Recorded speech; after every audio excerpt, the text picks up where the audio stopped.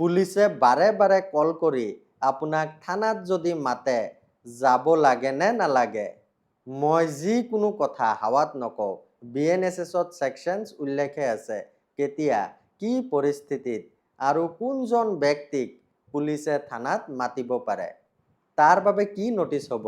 অৰ্থাৎ BNSSৰ যদি নটিচ হয় ছেকশ্যন 35ৰ হ'ব পাৰে, 179ৰ হ'ব পাৰে, 94ৰ হ'ব পাৰে। এনে আৰু ভাতৃত্ববোধ আৰু সম্পৰ্ক ৰক্ষাৰ কাৰণে পুলিচেতো থানাত নামাতে। থানাত যোৱাৰ পিছত 8-9 ঘণ্টা আপোনাক বহাই ৰখা, গালি পাৰা, মাৰপিট কৰা এই অধিকাৰ কোনো আইনে পুলিচক নিদিয়ে। আপুনি যদি কমপ্লেনেণ্ট তথা অভিযোগকাৰী তেতিয়া কথা বেলেগ, পুলিচে মাতিলে যাব। কিন্তু আপোনাৰ ওপৰত যদি কমপ্লেইণ্ট হৈছে তেতিয়া কিন্তু ভাবি চিন্তিহে যাব।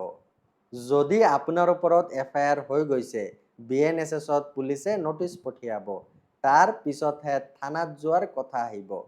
যদি কমপ্লেইনহে দি থৈছে কিন্তু FIR হোৱা নাই, মীমাংসাৰ কাৰণে যদি মাতে এজন উকিলৰ পৰামৰ্শ লৈহে যাব।